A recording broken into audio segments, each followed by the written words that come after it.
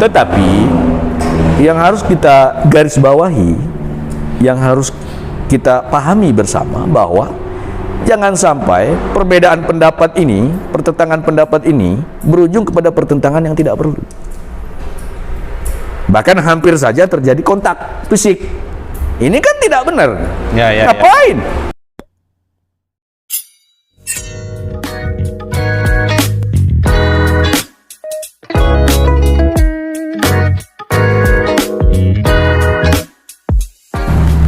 Assalamualaikum warahmatullahi wabarakatuh. Jumpa lagi bersama saya Nasri di channel Hainas. Kali ini saya bersama Bang Munawir. Mungkin kita tidak kenal nih karena belakangan beliau agak-agak viral ya terkait isu sejarah Gayo atau isu antropologi di Gayo ini yang saya pikir agak acak adut. Kenapa demikian? Karena mungkin adanya perbedaan pemahaman antara sejarah, antropologi atau kisah, kekabaran dan lain-lain. Untuk itu kita sapa dulu Bang Munawir ya. Assalamualaikum Bang. Waalaikumsalam. Jadi seperti pengantar tadi Bang, kira-kira menurut Abang apa sih sebenarnya yang salah dari sejarah Gayo? Apa sih yang salah dari cerita-cerita masyarakat Gayo sehingga terjadi perbedaan pendapat begitu Bang?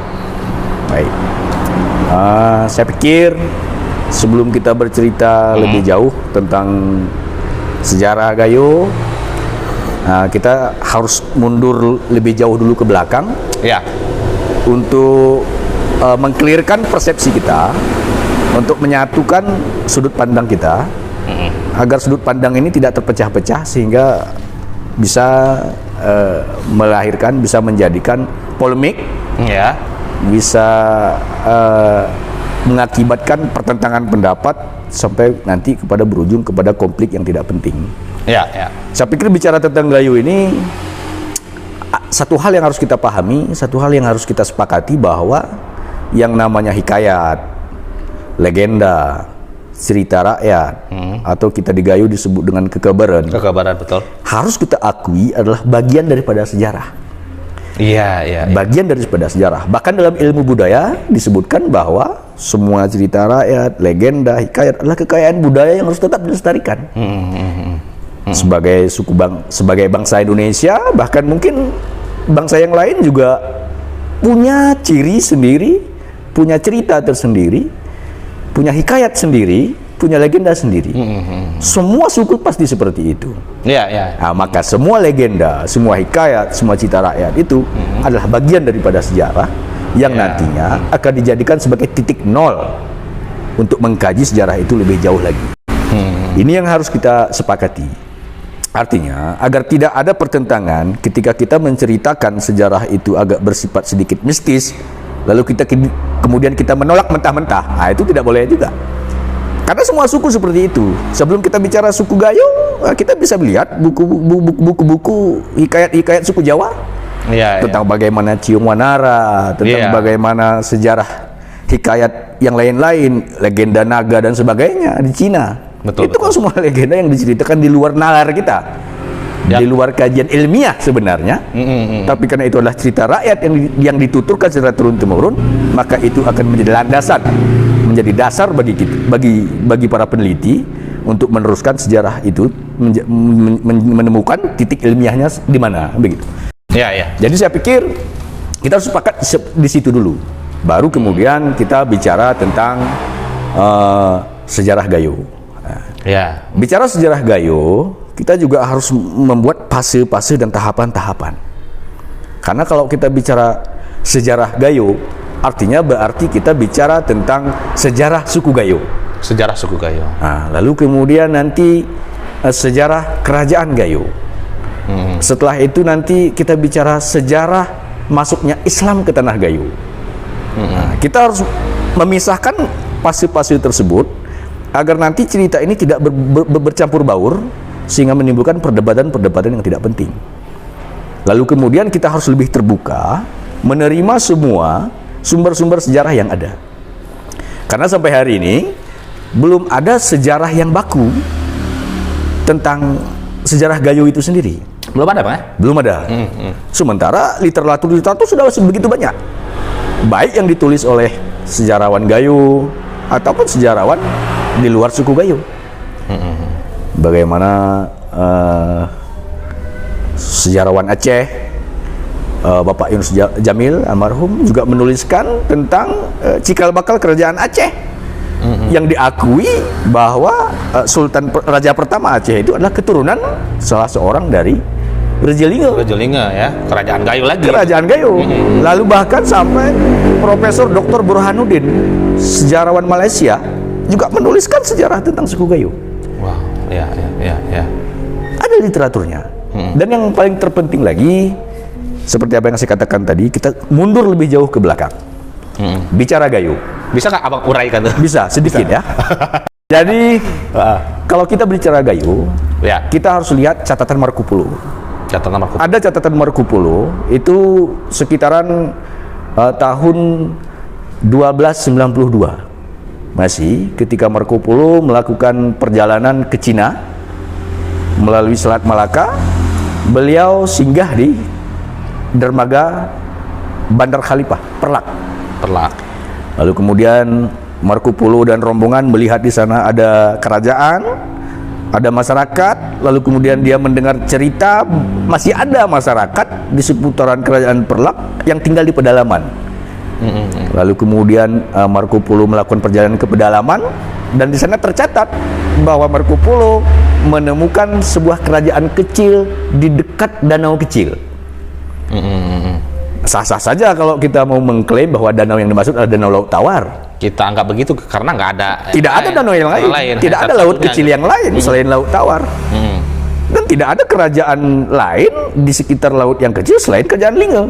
Ya. Nah, kemudian selanjutnya dia menyebut bahwa suku yang mendiami orang-orang yang tinggal di sekitar kerajaan itu menyebut dirinya dengan Lainggo. Lainggo yang dalam bahasa ketiga itu diartikan sebagai penunggu gunung suci. Penunggu gunung suci. Jadi itu diperkirakan dalam catatan tersebut terjadi pada tahun 1292. Jadi bisa saja kita, dan di sana juga disebutkan bahwa ketika itu masyarakatnya belum Islam.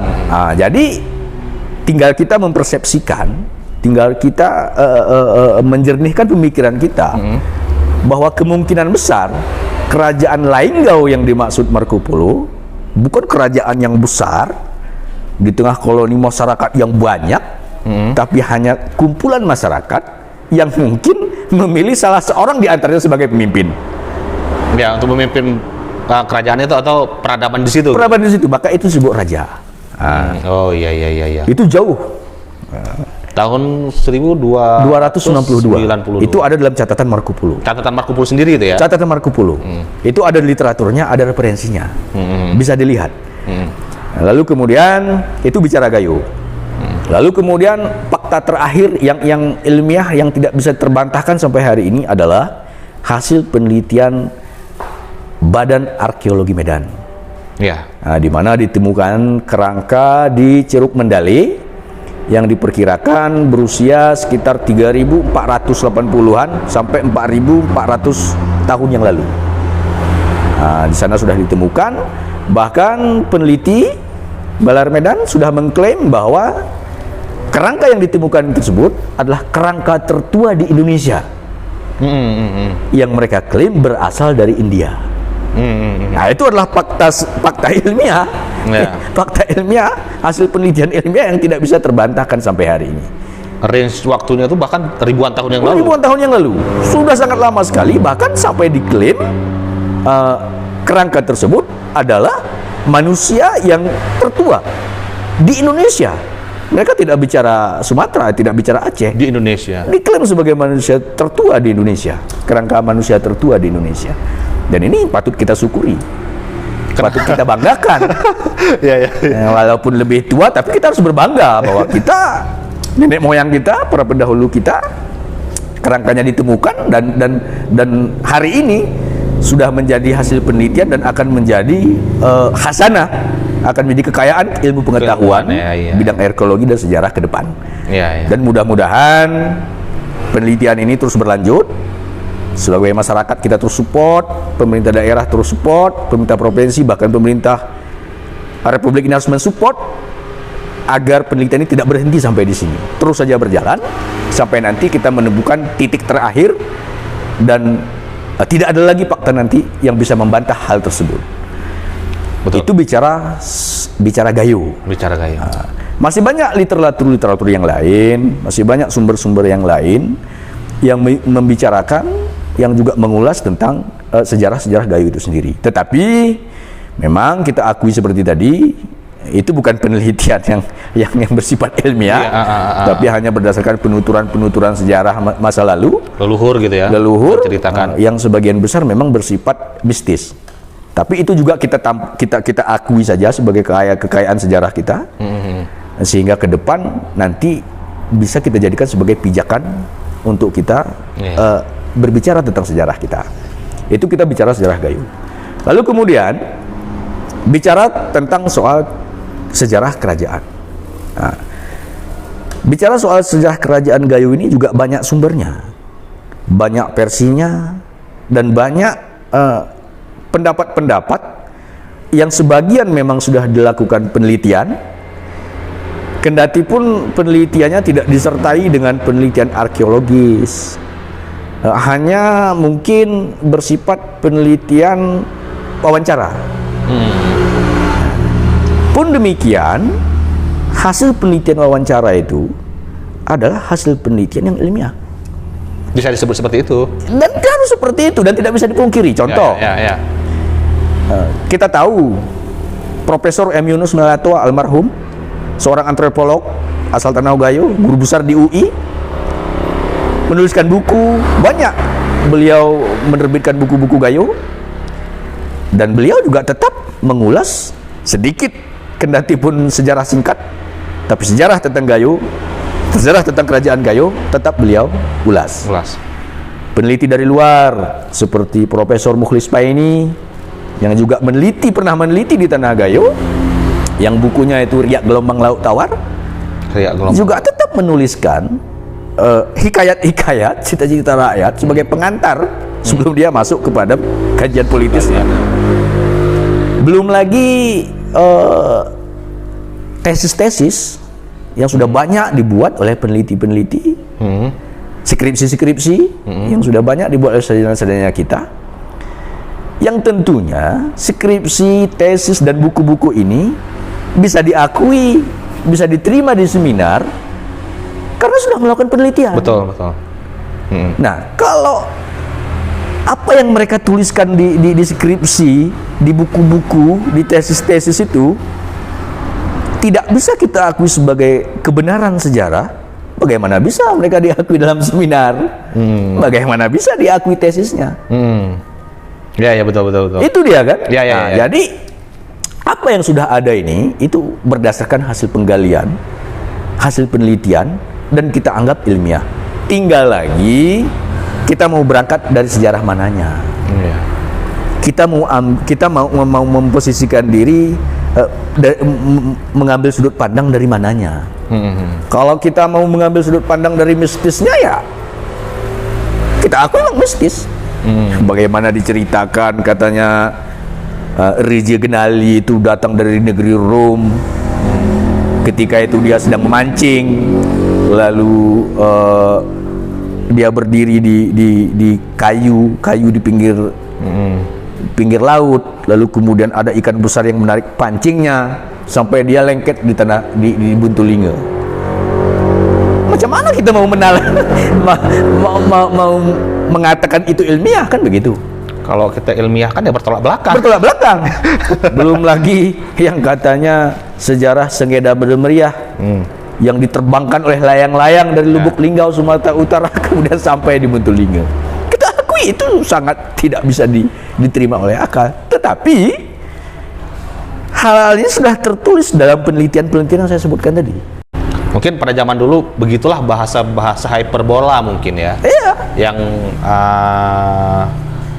yang ketika bahasa-bahasa itu kita persepsikan dengan pandangan masa sekarang ya bertolak belakang kayak gitu. Sangat bertolak belakang.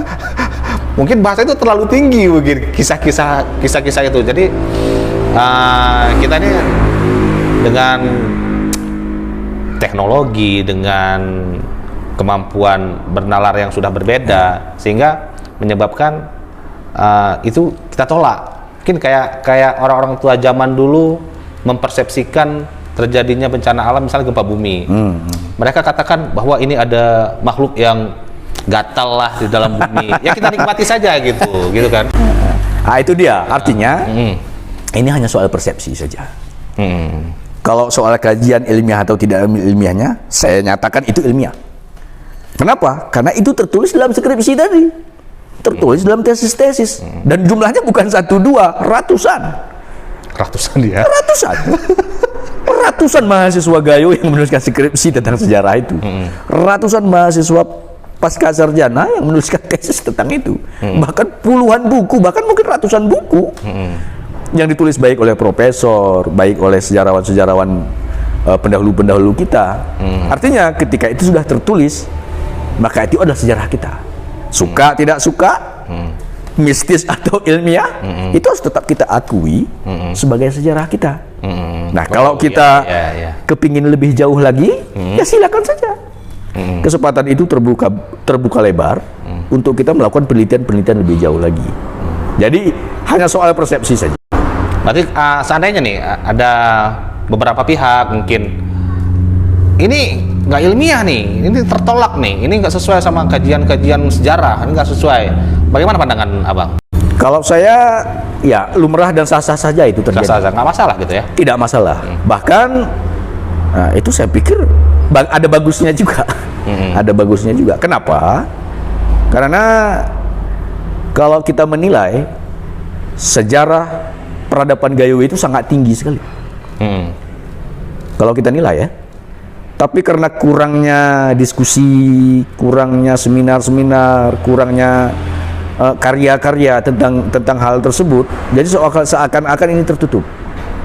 Jadi dengan munculnya hal-hal seperti itu, mudah-mudahan akan semakin bergairah lagi. Iya, betul. Semakin bergairah para peneliti-peneliti untuk melakukan penelitian, semakin bergairah generasi-generasi muda untuk membuat tulisan, semakin bergairah para ahli-ahli untuk berkarya tentang Gayo itu sendiri. Tetapi yang harus kita garis bawahi, yang harus kita pahami bersama bahwa jangan sampai perbedaan pendapat ini, pertentangan pendapat ini berujung kepada pertentangan yang tidak perlu. Bahkan hampir saja terjadi kontak fisik. Ini kan tidak benar. Ngapain? Hanya karena sejarah kita sendiri malah kita ribut dengan orang kita sendiri. Ini kan lucu. Terima saja dulu. Orang mau menampilkan apapun tentang Gayo itu, terima saja, nikmatin saja, terima saja. Nah, kalau kita mau kita mau cari yang betul-betul ilmiah, teliti dong. Cari dong jaringan, ajak dong kawan teman-teman yang bisa meneliti untuk itu. Tapi kalau kita hanya menuding itu palsu, itu begini, itu begitu, tapi tidak ada usaha untuk mencari mana yang benar, saya pikir yang bicara itu juga nggak ada benar-benarnya juga. Sama saja itu. Karena kalau kita mengatakan orang lain tidak benar, kita harus mampu dong kasih tahu mana yang benar, mana gitu ya. Tapi kalau kita hanya mampu mengatakan orang tidak benar, kita juga tidak mampu menampilkan mana yang benar. Nah, sama juga, tidak ada benar-benarnya juga itu kan. Oke, kita kembali ke sejarah Marco Polo tadi, Bang. Marco Polo tadi. Berarti di masa itu ketika Marco Polo melihat adanya peradaban di Linggau tadi, yang dianggap namanya adalah Linggau tadi, Linggo tadi, di sana apa namanya sudah apa namanya ada semacam peraturan kerajaan, ada semacam diplomasi antar kerajaan mungkin, karena pada akhirnya setelah masa-masa itu kan akhirnya Gayo ini tidak hanya sekedar linge, akhirnya akan muncul beberapa lokasi kan di Gayo ini yang muncul kerajaan-kerajaan setelahnya gitu. Misalnya kayak kerajaan di kerajaan Raja Bukit, misalnya ada kerajaan di Raja, saya kurang paham juga sebenarnya Tapi ada Raja Bukit, akhirnya ada raja yang di Taweran itu, apa namanya? Saya pernah ke situ ke Taweran itu. Syah Utama. Baluntara itu, Kerajaan Baluntara. Ke kerajaan. Akhirnya kami pernah sempat diskusi sama bapak penjaga rumah Pituruang di situ, katanya memang ini adalah istana raja gitu, istana raja yang kerajaannya sudah mencapai sini gitu. Bagaimana pandangan abang itu untuk mempersepsikan bahwa memang betul bahwa kerajaan-kerajaan itu memang betul ada gitu? Ya, kita kembali ke catatan Marco Polo tadi dulu ya. Ya, dari situ. Dalam catatan Marco Polo itu dia tidak mengulas tentang bagaimana sistem pemerintahan, tapi dia sedikit mengulas tentang kepercayaan, aliran kepercayaan mereka. Oh, ada di dalam catatan itu. Dalam catatan itu disebutkan bahwa ketika itu sebutan Lainggo itu adalah sebutan untuk rajanya, penunggu Gunung Suci, semacam roh kudus lah, semacam roh suci yang menunggu perbukitan. Maka raja itu disimbolkan sebagai pemimpin segala-galanya, pemimpin agama, pemimpin masyarakat. Jadi Raja Linggau itu adalah segala-galanya. Bahkan disebutkan di situ masyarakatnya menyembah Raja Linggau itu sendiri, dianggap sebagai orang paling suci. Oh, justru dituhankan gitu ya? Dianggap seperti Tuhan, begitulah kira-kira. Jadi dia hanya bicara sampai di situ. Dari persepsi itu kita bisa membayangkan berarti peradabannya masih sangat-sangat kuno sekali ya? Belum modern. Dan di situ tidak dijelaskan tentang bagaimana pola hidup ekonominya, mata pencahariannya, tidak dijelaskan. Peradaban itu baru ada ketika masuk cerita terbentuknya kerajaan Linge. Terbentuknya kerajaan Linge itu sudah jelas. Saya katakan itu adalah ilmiah. Kenapa? Ya. Karena sejarawan Aceh sendiri, Pak Yunus Jamil, juga ada Pak Zainuddin, juga ada sejarawan-sejarawan yang lain, sampai kepada Profesor Ali Hashimi juga menuliskan bukunya tentang kerajaan-kerajaan Aceh, juga sudah menyebutkan di sana tentang tahun. Oh. Kerajaan Linge yang dipimpin oleh Genali itu terbentuk pada tahun 1025 atau sekitar 416 Hijriah, di awal abad ke-10. Dan tersebut di situ raja pertamanya adalah Sultan Genali yang sudah beragama Islam. Oh iya. Tersebut dalam catatan itu. Bahkan kemudian sampai ke anaknya, dia punya berapa anak, lalu anaknya merantau kemana, jadi raja di mana saja. Itu detail ceritanya? Detail, itu detail dalam buku itu. Bahkan karya-karya buku-buku oleh sejarawan Gayo juga menceritakan seperti itu. Ada tahunnya, sampai disebutkan siapa-siapa saja keturunannya, sampai ke cerita pembentukan cikal bakal kerajaan Aceh. Kerajaan Aceh Darussalam. Kerajaan Aceh itu beda lagi nanti. Kerajaan Aceh ini yang nanti berubah menjadi Kesultanan Aceh Darussalam. Oh, gitu. Nah, itu nanti kita cerita nanti. Itu sudah cerita Kerajaan Aceh. Kita ke sini dulu. Kita kembali lagi dulu ke Kerajaan Linge. Iya. 1025 itu sudah diakui oleh pakar sejarah, oleh ahli sejarah, terbentuknya Kerajaan Linge, dipimpin oleh Raja Genali. Memang sangat disayangkan. Raja Genali itu Adi Genali ya? Adi Genali. Ada yang menyebut Adi Genali, ada yang menyebut Raja Genali, ada yang menyebut Tengku Kawi Tepat. Ya. Ada yang menyebut Tengku Kek Betul. Nah, banyak sebutan-sebutan, tapi orangnya begitu. Orangnya satu saja ya. Itu aja. Ada satu hal yang memang sangat disayangkan. Apa tuh, Bang? Tidak ada catatan raja selanjutnya siapa. Penerus itu ya? Penerusnya siapa? Ada urutan yang disebutkan, tapi tidak diceritakan proses penggantiannya seperti apa, penurunan tahtanya itu seperti apa, apakah sistem kerajaannya memang sistem kerajaan yang monarki absolut seperti sistem kerajaan sekarang. Ya. Itu tidak diceritakan. Hanya urutan-urutan Raja 1 ini, Raja 2 ini sampai ke Raja yang ke-12. Ada itu. Ya. Ada di buku ada.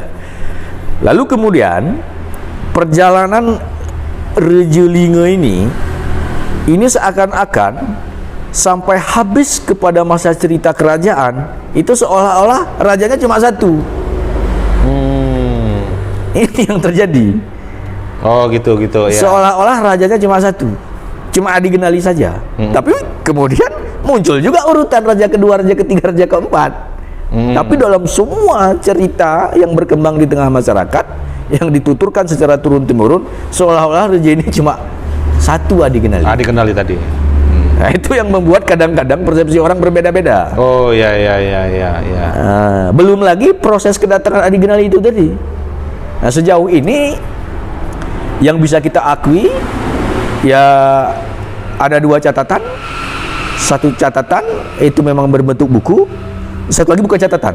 Satu lagi adalah sejarah yang dikemas dalam bentuk audio, itu yang bercerita itu almarhum Awan Tengku Ili Haji Ilyas Lebih. Ada rekamannya, bahkan di YouTube sudah dapat. Di YouTube sudah ada. Sudah dapat. Nah, ini mirip-mirip saja ceritanya. Bagaimana dikisahkan seperti saya katakan tadi, seorang bangsawan, seorang yang dituakan di Rum itu punya anak 7, kemudian yang bungsu namanya Genali, lalu ayahnya membuatkan pancing ikan dengan mata yang dengan mata pancing yang tidak bengkok, kan begitu. Lalu kemudian si Adi Genali ini memancing, lalu entah kenapa kayu yang dijadikan pijakan oleh Genali ini tadi hanyut terbawa arus. Maka lengket di Betulinga. Ke Betulinga. Ya. Bagaimana mungkin? Apa dulu sampai ke Betulinga itu masih laut? Atau dia nyangkutnya di Perlak kemudian dia berjalan ke tengah hutan? Itu kan kita masih tidak mampu. Ada cerita yang missing di situ. Jadi dan bukan kapasitas kita untuk membuktikan itu benar apa tidak. Enggak, kalaupun memang anggap aja lah Adi Genali tadi udah sampai ke Betulinga, artinya dia kan nggak sendiri di situ. Nah, dalam sebuah buku saya dapat, sampai hari ini bukunya masih saya simpan. Nanti ada waktu kita baca sama-sama. Siap. Di situ dikisahkan Adi Genali ini datang ke Betulinga, bentuknya pun bukan seperti manusia, tapi terbungkus, yang kalau bahasa di situ disebut seperti buah gunur. Ya. Pernah dengar saya tuh ceritanya. Terbungkus. Kenapa? Karena Adi Genali ini sudah beragama Islam waktu datang. Lalu mungkin karena menerjang arus yang deras di tengah lautan, semua pakaiannya terlepas. Bahasanya dia sudah telanjang. Dengan kekuasaan Allah dia ditutupi. Ditutupi dengan kulit ya yang disebut gunur tadi, sehingga dasar sejarah disebut Adi Genali sampai di situ, datanglah perahu rombongan perahu dari kerajaan Johor. Nah, ini yang membutuhkan lagi pembuktian sejarah secara ilmiah, baik secara antropologis dan lain-lain semacamnya. Ya. Kalau secara ilmu geografi ada catatan itu bahwa sekitar, kalau saya tidak silap, sekitar 5 miliar tahun yang lalu dunia ini memang masih berupa lautan. Kemudian 3 miliar tahun yang lalu muncul bukit-bukit, 2 miliar tahun yang lalu baru muncul pohon-pohon, 1 miliar tahun yang lalu baru muncul satwa-satwa yang hidup di hutan. Tapi saya pikir kalau kita tarik benangnya terlalu jauh, iya. Karena miliaran tahun yang lalu, sementara kita sudah bicara Masehi, kan? Iya. Terlalu jauh. Jadi apakah memang Genali itu datang ya memang langsung di Betulinga, atau Genali ini datang, kita akui menyeberangi lautan sampai ke Selat Malaka, atau menetap dulu di suatu tempat di pesisir. Karena dikisahkan ketika Adi Genali itu sampai, lewatlah rombongan perahu dari kerajaan Johor. Ya, kalau kita bicara perahu pasti kita bicara lautan. Lautan. Bagaimana perahu liwat ke Betulinga? Nggak ada. Macam mana kita mau narik sejarahnya? Kan nggak nyambung. Betul. Tapi itu ya sudah, itu nanti cerita lain. Anggap saja seperti itu dulu. Karena itu sudah tercatat dan harus kita akui. Iya. Lewat rombongan perahu dari kerajaan Johor, lalu si Adi Genali ini berteriak memanggil. Minta tolong lah mungkin. Minta tolong. Katakanlah seperti itu. Rombongan tersebut mencari. Ini kok ada suara, kok nggak ada orangnya? Wujudnya nggak ada, cuma hanya suara saja. Nah, itulah kemudian diterjemahkan lingi, suara, lingi suaranya. Cuma suaranya yang ada, orangnya tidak ada. Dan itu yang kemudian dikembangkan menjadi asal kata linge, lingi, suaranya cuma ada, orangnya tidak ada. Direpresentasikan bahwa linge itu dari asal kata lingi. Lingi wara. Suaranya cuma ada, wujudnya tidak nampak. Tapi karena suara ini sudah jelas suara orang ya, yang bahasanya juga kita tidak tahu apakah bahasa Gayo seperti sekarang atau bahasa Arab. Kita tidak tahu atau bahasa seperti apa. Ya, kemudian kapal ini merapat mencari sumber suara, muncullah barang yang seperti gunur itu tadi. Muncul seperti gunur tadi, kemudian ada komunikasi, lalu kemudian dikisahkan Genali ini tadi menyerahkan satu ekor ikan kepada rombongan perahu Johor ini tadi, dan mengamanahkan tolong berikan ini kepada Raja Johor. Berikan ini kepada Raja Johor, lalu kemudian nanti sebagai imbalan pengganti saya minta 7 inang pengasuh dan 8 pendamping. Itu bahasa yang di situ ya. Singkat cerita, berangkatlah rombongan ini ke Johor dengan membawa seekor ikan, lalu menyerahkan. Oh, belum. Dia berpesan selain 7 penginang tadi, 7 pengasuh, juga 8 pendamping, juga dia minta 1 ekor ayam putih. 1 ekor ayam putih dan 1 lembar kain putih. Itu amanah yang disampaikan oleh Genali yang masih berbentuk gunur. Lalu kemudian 1 ekor ikan, rombongan kembali ke Johor. Singkat cerita, mereka sampai dan menyerahkan ikan itu kepada Raja Johor. Lalu Raja Johor membelah ikan tersebut, ternyata isinya emas. Isi dalam perut ikan tadi emas. Karena zaman dulu ilmunya ya seperti itu, kejadian-kejadian seperti itu ya raja itu ya panggil ahli nujum. Panggil orang-orang pintar lah bahasa sekarang ini ya, yang ada di lingkungan istana. Kata raja, ini ada amanah, ini ada rombongan, katanya dia ketemu sama makhluk tapi suaranya suara manusia, bahkan sanggup mengirimkan 1 ekor ikan dan berpesan agar mengirimkan 1 ekor ayam putih, 1 lembar kain putih, dan 7 pengasuh dan 8 pendamping.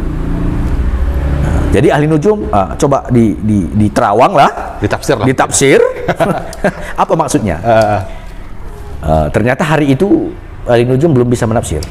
Kemudian malam, keesokan harinya putri raja yang bungsu melapor kepada raja. Raja, ayahanda kan begitu kira-kira. Ya.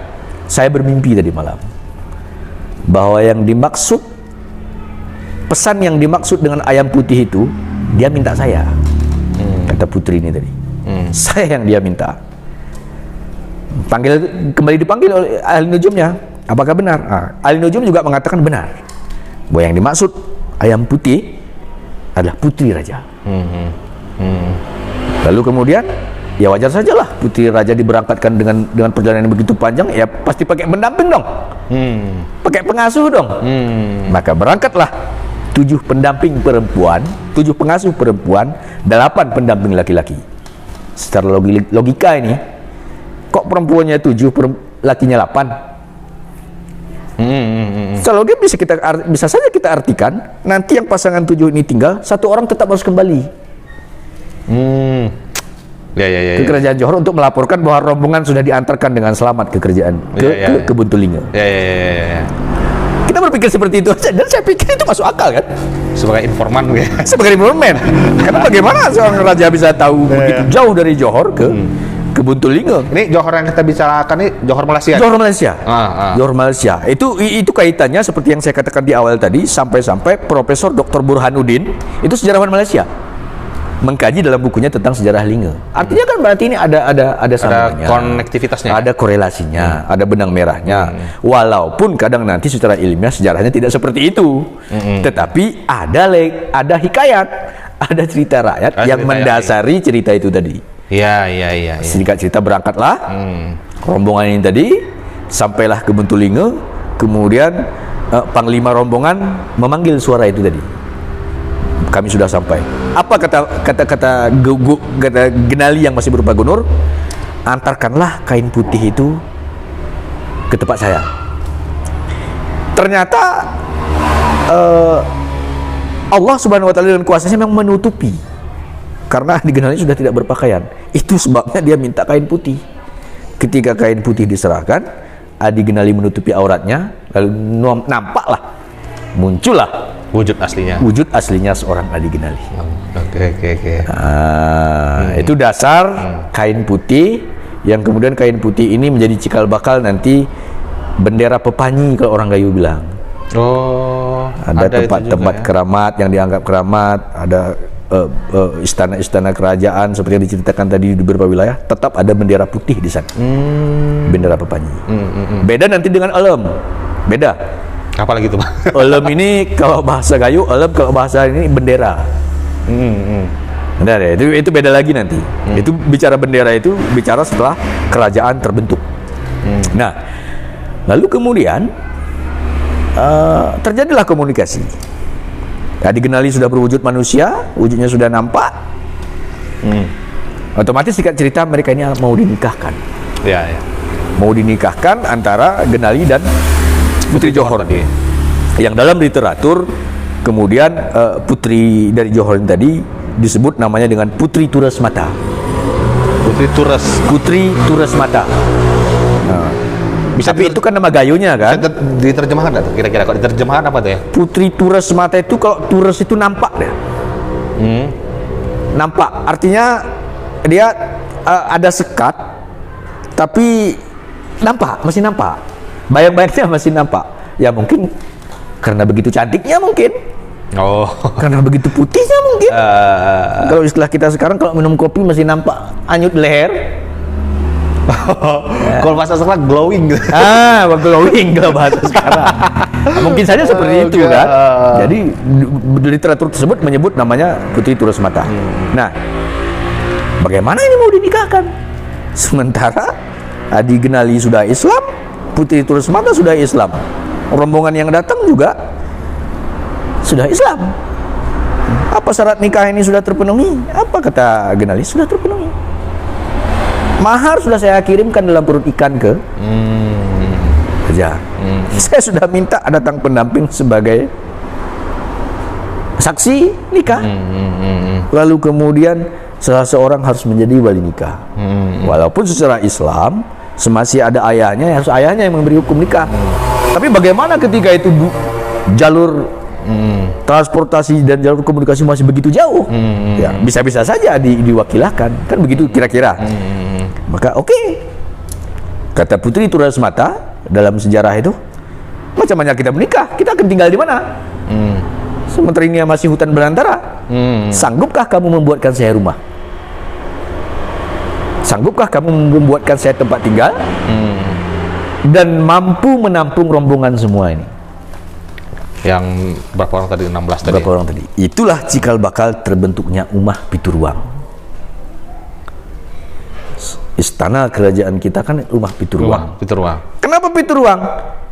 Kan jadi 7 kakak ini tadi. Karena ada 7 pendamping yang datang mengiringi Putri Turesmata dari negeri Johor. Maka dibuatlah Umah Pituruang. Nah, inilah yang dalam adat perkawinan kita, sehingga selain mahar ada lagi istilah yang lain, apa namanya? Saya hampir lupa ini ya. Ada mahar, ada teniron. Bukan teniron. Mungkin nanti saya ingat. Artinya selain mahar, penosahan kadang. Bukan, ada istilah lain. Saya hampir lupa ini. Nanti saya ingat itu. Selain mahar, seorang calon mempelai wanita berhak memberikan permintaan lain. Yang kemudian pada perkembangannya ada yang minta kerbau. Sampai kalau di luar sampai sekarang ada istilahnya kururip-uripen. Ya. Selain mahar, di luar mahar. Itu cikal bakalnya. Kebetulan ketika itu Putri Turesmata minta rumah. Maka rumah ini sebagai permintaan selain daripada mahar emas yang sudah dikirimkan. Saksi nikahnya sudah ada, wali nikahnya sudah ada, ya udah mereka dinikahkan. Singkat cerita, kemudian satu rumah ada 7 kakak. Tentunya seiring bertambahnya waktu, bertambahnya tahun, tentunya ini kan semakin lama berketurunan, semakin banyak, sudah tidak sanggup lagi Mahapitruang itu menampung orang. Orangnya semakin ramai kan begitu. Maka dibuatlah rumah-rumah yang lain dalam bentuk yang lain. Itulah cikal bakal awal sejarah adanya istilah Umah Naru, Umah Murum. Kenapa seperti itu? Karena dulu masih hutan belantara. Tidak mungkin seseorang tinggal satu rumah yang jauh. Masih satu koloni lah gitu ya. Masih satu koloni, maka dibuatkanlah Umah Naru. Umah Naru ini mungkin satu rumah itu bisa menampung sampai berapa kakak begitu. Nah, seiring perkembangannya, kemudian berkembang, berketurunan semakin banyak, terciptalah belah. Itu ceritanya apakah di Buntulinga tadi tuh? Masih di Buntulinga nih, kita masih cerita di Buntulinga. Terciptalah belah. Maka di Buntulinga itu muncullah ada belah Mamat, ada belah Setireja, dan ada belah-belah yang lain. Kenapa? Karena ini masyarakatnya semakin bertambah. Tentunya ketika semakin bertambah, teknologi semakin berkembang, pola hidup ekonomi semakin berkembang. Ada yang kemudian membuka sawah, ada yang kemudian membuka perkebunan, ada yang kemudian mungkin beternak. Otomatis kan daerahnya semakin berkembang. Ya. Nah, ketika berkembang, Islam mengajarkan kepada kita, ketika ada 3 orang di antaramu pergi ke suatu tempat, maka bersepakatlah di antara kamu untuk memilih pemimpin 1 orang di antaramu. Inilah awal terciptanya belah-belah. Kalau dalam bahasa luar disebut klan, kalau bahasa kita disebut belah. Ada belah ini, ada belah ini, ada belah ini. Karena masyarakat itu semakin ramai. Ya. Otomatis dia akan berangkat ke suatu tempat untuk membentuk koloni baru. Ya. Koloni baru ini akan mengangkat 1 orang sebagai pemimpinnya. Sebagai pemimpin. Inilah cikal bakal terciptanya raja-raja kecil. Ya. Itu dasarnya. Sip. Jadi kita tidak bisa persepsikan adanya raja-raja kecil di tempat-tempat lain itu adalah raja yang berdiri sendiri. Tidak. Mereka tetap tunduk dan patuh di bawah kendali Raja Lingga. Hanya saja karena mereka sudah membentuk koloni masyarakat di tempat yang lain, mereka harus mengangkat 1 pemimpin di antara mereka. Tapi secara pemerintahan, secara politik lah kita bilang, ketika masa itu masih tetap di bawah kendali Raja Lingga itu sendiri. Nah, seiring berjalannya waktu, bertambahnya masyarakat, berkembangnya peradaban, ini semakin menyebar. Lalu kemudian terbentuklah kerajaan di pesisir Danau Laut Tawar. Yang kemudian disebut ada kerajaan Baluntara. Lalu kemudian ada yang masuk ke daerah Samarkilang, ada yang bermigrasi ke daerah Harjaguru, ke Belangjorong, sampai ke Kalul, sampai ke Blangkejeren, ke luas sekarang. Nah, begitu kira-kira. Singkatnya gitulah. Singkatnya seperti itu. Nah, lalu kemudian dikisahkan terakhir ada peristiwa besar, 2 kali peristiwa besar tentang kerajaan Lingga ini. Pertama, terjadinya perang saudara antara kerajaan Ishak dan kerajaan Lingga. Jadi tadi kita sudah selesai, anggap dulu selesai, kita cerita kerajaan Lingga di bawah Hadi Genali. Lalu ada 1 gelombang lagi, kedatangan rombongan orang, rombongan masyarakat, yang kemudian rombongan ini membentuk sebuah koloni masyarakat yang juga memilih 1 orang rajanya. Jadi dikisahkan berawal dari terjadinya peperangan di kerajaan Perlak. Nah, jadi ketika itu Perlak itu lintasan. Lintasan perdagangan. Nah, lintasan perdagangan dan lintasan kapal laut. Saudagar-saudagar dari Arab Saudi yang mau ke Cina, yang mau ke Eropa, itu dia melintasi Bandar Khalifah Perlak. Jadi Perlak itu zaman dulu adalah pelabuhan besar yang dijadikan sebagai persinggahan. Jadi kalau orang dari Eropa mau ke Asia, mampir dulu di Perlak. Orang Asia, rombongan Asia mau ke Arab Saudi, mau kemana, mampir dulu di Perlak. Wilayah transit ada ya. Wilayah transit. Jadi dikisahkan ada satu rombongan pertama datang ke Perlak itu beraliran Sunni. Dia lalu kemudian menikah dengan gadis Perlak, lalu kemudian berketurunan di sana, membuat kerajaan di sana. Belakangan datang lagi rombongan yang beraliran Syiah. Dia juga begitu, menikah di sana, lalu berkembang di sana, berketurunan, kemudian membentuk kelompok masyarakatnya sendiri. Akhir cerita, peranglah antara Syiah dan Sunni ini. Kendati pun dalam versi lain dikisahkan peperangan tersebut antara Sriwijaya dengan kerajaan Perlak. Ada dalam literatur lain yang seperti itu. Tapi saya lebih meyakini kejadian ini tadi. Syiah Sunni. Syiah Sunni tadi. Kenapa? Karena ada dasarnya.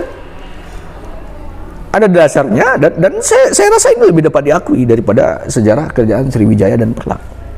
Kenapa? Karena ini kerajaan Gayo tadi belum masuk. Ini kita cerita ini dulu, nanti akan terhubung dengan cerita Gayo tadi. Ya, sampai ke situ. Oke. Terjadinya peperangan di kerajaan Perlak ini tadi, kalahlah satu pihak. Pihak yang kalah ini yang melarikan diri ke pedalaman. Sampailah di Ishak. Yang waktu itu udah ada kerajaan Ishak itu? Belum. Oh, belum. Yang ada masih kerajaan Linge. Oh, kerajaannya. Nah, mereka yang lari ke pedalaman inilah yang kemudian membentuk kerajaan Ishak di bawah kepemimpinan Malik Ishak. Malik Ishak. Atau dalam literatur lain disebut dengan Merah Ishak. Malik Ishak. Malik Ishak, Merah Ishak, kemudian terbentuklah kampung Ishak. Nah, itu kemudian ada klaim yang menyatakan bahwa Gayo itu berasal dari kata kayu. Kayu yang dalam bahasa pesisir diartikan takut. Karena mereka lari, kalah berperang, mereka lari ke pedalaman, lalu menetap dan tinggal di sana. Kemudian tidak disebutkan tahunnya, tapi ada dikisahkan. Kemudian terjadilah perang saudara di sana. Kembali terjadi perang saudara antara kerajaan Linge dan kerajaan Ishak. Berarti kerajaan Ishak ini kan datang pada gelombang yang kedua. Tadi kita sudah cerita kerajaan Linge di bawah Adegenali, sudah sampai di Linge dan sudah membentuk masyarakat dan sudah membentuk pemerintahan di sana. Lalu kemudian muncul rombongan lain yang membentuk kerajaan Ishak di bawah kepemimpinan Malik Ishak. Ketika itulah karena yang datang dari Perlak ini orangnya rame, maka terbentuklah kampung-kampung Kute Rayang, Kute Kramil, dan kampung-kampung yang lain, klan-klan dan belah-belah yang lain yang ada di Ishak tersebut. Dikisahkan kemudian terjadilah pertempuran kembali, terjadi perang saudara kembali akibat konspirasi politik ketika itu antara kerajaan Linge dan kerajaan Perlak. Kerajaan Ishak. Oh, Ishak. Perang di sana dan sampai istana Raja Linge ketika itu dibakar. Dan bekas bakaran tersebut masih bisa kita saksikan sampai hari ini.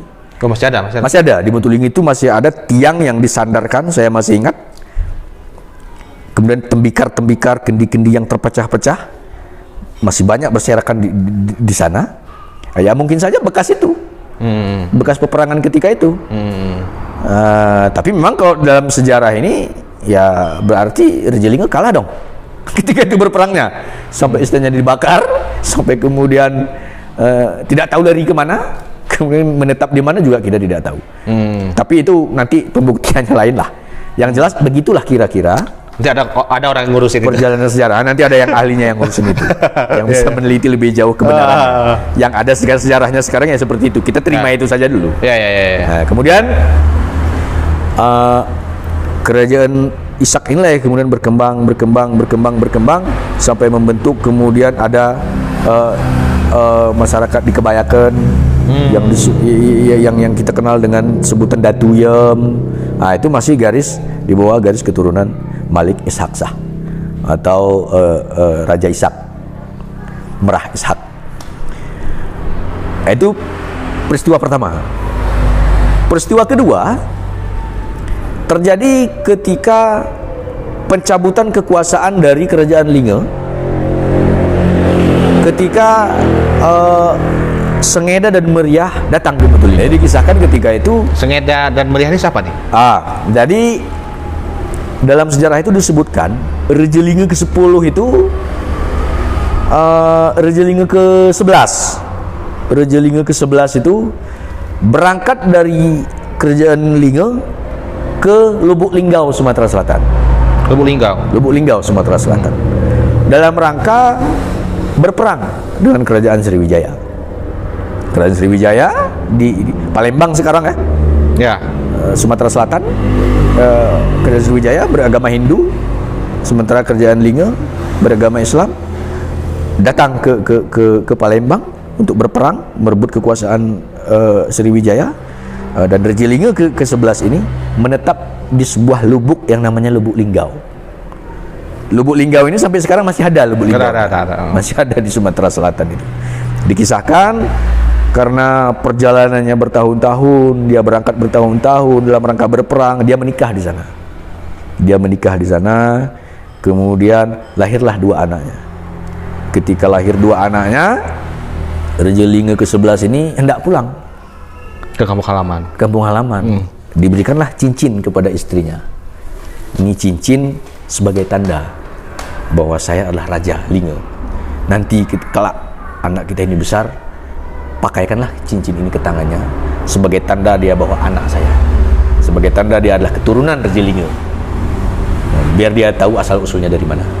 Kemudian singkat cerita, anak yang 2 dari ini kemudian tumbuh besar, tumbuh remaja, yang kita kenal namanya dengan Sengeda Meriah. Jadi dia 2 orang, 1 Sengeda, 1 Meriah. Yang kemudian di versi lain, di literatur lain disebutkan Bener Meriah, Bener Meriah dan Sengeda. Kemudian Bener Meriah atau Bener Meriah? ada Bener Meriah dan Sengeda, ada Meriah Sengeda, ada Bener Meriah Sengeda. Jadi masih beda-beda nih. Yang jelas ya masih ada meriah-meriahnya lah, kan begitu. Bunyi-bunyinya masih sama lah. Masih sama. Jadi ibunya memberikan cincin dan mengatakan, inilah tanda tanda mata yang ditinggalkan oleh ayahmu sebagai cincin kerajaan. Jadi ayahmu dulu adalah raja di Batu Linge, dan inilah tanda. Cincin ini hanya dipakai oleh keturunan raja, orang lain tidak ada yang pakai. Jadi karena mereka sudah pakai, mereka pamit. Ibunda, kami akan berangkat ke Batu Linge. Kami akan cari di mana Batu Linge. Kami rindu ingin melihat bagaimana rupa dan bentuk ayah kami. Nah, dalam keberangkatannya ini ada juga cerita mistis lagi. Mereka sedang main layang-layang, kemudian layang-layang ini terbangkan oleh angin besar, lalu mereka jatuh di Batu Linge. Tapi itu sudahlah. Kita tidak usah bercerita, tidak usah mengkaji bagaimana prosesnya dia datang. Kita sampaikan saja terus bahwa mereka sudah tiba di Batu Linge. Karena layang-layang tadi. Karena ya sebabnya tidak usah kita cerita dulu. Apakah karena layang-layang, apakah dia jalan kaki? Enggak, menurut Kalau di literatur tersebut kabar-kabar dari dulu layang-layang. layang-layang ya.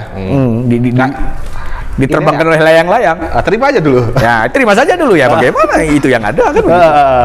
Mereka kemudian turun di Linge. Lalu sampai di Linge, ternyata Raja Linge ke-11 tadi sudah wafat. Dan ternyata ketika dia menetap di Linge, dia tidak punya anak. Nggak menikah lagi mungkin. Dia itu sudah menikah. Dia waktu berangkat ke Lubuk Linggau itu sudah meninggalkan istri, tapi tidak ada anaknya. Dia baru punya anak waktu di Lubuk Linggau. Ketika dia pulang lagi ke Linge, dia masih belum punya anak, kemudian dia wafat. Otomatis yang menggantikan raja adalah kerabat dekat dia. Dan ternyata dia punya adik laki-laki. Maka adik-adik laki-laki inilah yang mengambil tahta sebagai Raja Linge ke-12. Kalau bicara keturunan, seharusnya kalau bukan Sengeda, seharusnya Bener Meriah dong. Karena itu keturunan langsung. Tapi karena mereka ini tinggal di Lubuk Linggau, ini kan nggak tahu. Maka lah dengan alasan inilah ketika Bener Meriah nggak tahu atau ditutup-tutupi mungkin. tidak tahu. Karena kan komunikasinya nggak seperti sekarang ini. Ya. Dulu masih hutan belantara, transportasinya juga mungkin masih pakai aji bagaimana ya, masih bakar kemenyan langsung dia terbang, hilang di sini muncul di sana. Bisa saja seperti itu kan. Ya. Setelah Benar Meriah dan Sengketa sampai di Buntulinga dengan proses yang begitu panjang, katanya ketemu dalam sumur lagi mandi dan segala macamnya, akhirnya ditangkap dibawa ke istana. Yang dua tadi. Rejelinga ketika itu terganggu dong. Karena bagaimanapun dengan munculnya dua orang ini jabatan dia bisa hilang dong. Itu dibuktikan dengan cincin tadi mungkin ya. Di cincin tadi. Bahwa dia bawa cincin. Ini anak abang saya. Anak abang saya. Maka inilah yang berhak menjadi raja. Ya. Atas dasar inilah maka raja tersebut memerintahkan untuk membunuh Meriah dan Sengeda. Lalu panglimanya memburu Meriah dan Sengeda dan dikisahkan akhirnya Meriah terbunuh. Benar Meriah terbunuh di sekitar Samarkilang dan sampai hari ini masih ada kuburannya di sana di Samarkilang. Sudah dipelihara bagus ya, kita lihat. Tinggallah Sengeda. Lalu kemudian Sengeda lah yang kemudian dalam cerita tersebut mencoba untuk menyelesaikan perkara ini. Karena bagaimanapun dia merasa sebagai orang yang berhak menduduki tahta kerajaan. Kemudian ada kezaliman terhadap mereka diburu dan mau dibunuh, tapi Allah berkehendak yang terbunuh cuma Benar Meriah, Sengeda masih tetap hidup. Di belakang ada cerita-cerita dia diselamatkan oleh Syekh Sirajuddin atau Cik Serule, ditanamkan kucing, digantungkan telkah, itu banyak itu. Kita tidak usah cerita itunya dulu. Sampai kepada suatu saat ketika itu Kesultanan Aceh sudah terbentuk. Nah, ketika peristiwa Sengeda mau mencari keadilan, ternyata Kesultanan Aceh sudah terbentuk. Dan ketika itu di Kesultanan Aceh itu setiap tahun, setiap bulan Maulid, semua raja-raja yang ada di Aceh berangkat ke Kesultanan Aceh. Itu udah menjadi ibu kota mungkin ya? Ibu kota. Karena kerajaan, kita kembali sedikit ke pembentukan kerajaan Aceh ya, biar ndak menyimpang-nyimpang ya. Bias ya. Nah, kerajaan Aceh itu dilamuri Aceh. Indrapuri. Aceh besar. Aceh besar. Itu yang disebut dengan kerajaan Aceh. Jadi singkat cerita, Johan Shah itu yang keturunan Genali itu mengaji bersama Syekh Abdullah Kan'an. Kemudian Syekh Abdullah Kan'an mengajak Johan Shah beserta rombongan untuk mengislamkan satu wilayah yang belum Islam. Indrapuri tadi. Indrapuri atau disebut dengan kerajaan Indrapetra yang masih beragama Hindu. Bahkan sebagiannya masih beragama animisme, masih menganut kepercayaan animisme. Dan ternyata kerajaan Indrapuri ini sedang berperang. Waktu itu sedang berperang dengan pasukan dari Cina. Yang nama pasukannya dijuluki dengan Niang Niong Lingki. Niang Niong Lingki. Bermarkas di Lingke sekarang. Nah, begitu kata sejarahnya ya. Benar atau tidaknya wallahu alam. Tapi begitu kata sejarah itu. Ini sedang berperang nih. Pasukan Cina ini sedang berperang dengan kerajaan Indrapetra tadi, dengan kerajaan Lamuri tadi. Mungkin perebutan kekuasaan, invasi wilayah. Mungkin saja itu terjadi. Sampailah Syekh Abdullah Kan'an dengan Johan Shah dan rombongan ke sana. Kalau di sana dikatakan sekitar berjumlah 300-an orang rombongan Syekh Abdullah Kan'an dengan Johan Shah. Sampai di sana terjadilah dialog. Apa yang terjadi raja? Oh, kami diserbu kan begitu. Kami diserang oleh kerajaan Cina. Bantulah kami. Oh, enggak bisa. Kenapa enggak bisa? Agama kami mengajarkan kami boleh membantu hanya sesama agama. Sama satu agama. Sama-sama Islam lah itu. Sama-sama Islam. Nah, sekarang kalian enggak Islam, kami enggak boleh bantu. Oke. Kami masuk Islam. Tapi bantu kami berperang. Baik. Begitu kira-kira kesepakatan. Lalu Raja Indrapetra ini masuk Islam bersama rakyatnya. Lalu kemudian Syekh Abdullah Kan'an diterima di sana beserta rombongan, diislamkan semua masyarakatnya. Maka mereka membentuk satu kekuatan perang yang pada akhirnya mampu mengalahkan pasukan Cina tadi. Nah, sebagai imbalan Dalam perang tersebut yang diangkat sebagai panglima si Johansa, keturunan anak dari Raja Linga tadi. Karena sudah berhasil berperang, kerajaan Indrapuri sudah menang. Sebagai imbalan, kata Raja Indrapuri, terjadilah pernikahan politik di sini. Pernikahan politik karena Raja Indrapuri juga sudah tua, sebentar lagi mangkat, dinikahkanlah Johansa dengan anaknya, dengan putrinya, sekaligus mengangkat Johansa sebagai raja pengganti. Itulah dasar pembentukan Raja Aceh. Kesultanan Aceh belum? Belum. Nah. Terbentuknya Kesultanan Aceh baru dimotori oleh Johansa dari kerajaan Indrapuri tadi. Jadi itu kerajaan Aceh. Kerajaan Islam Aceh Darussalam itu terbentuk dengan menyatukan 5 kerajaan yang ada di Aceh. Oh. Salah satunya kerajaan Linga. Oh gitu ya. Ini Kerajaan Pasir, kerajaan Perlak. Ada kerajaan, kalau tidak salah saya ada satu dari Tamiang. Ditambah satu kerajaan Indrapuri, maka terbentuklah kesultanan. Kesultanan yang membawahi 5 kerajaan di bawahnya. Salah satunya kerajaan Linga. Nah, peristiwa terjadinya pembunuhan meriah, peristiwa terjadinya Gajah Putih, kesultanan ini sudah terbentuk. Maka setiap tahun raja-raja yang 5 tadi setiap tahun, setiap bulan Maulid berangkat ke Kesultanan Aceh sambil membawa rombongan, membawa upeti, hasil bumi, perlengkapan-perlengkapan untuk kenduri. Nah, di sanalah terjadi ketika itu peristiwa Gajah Putih itu.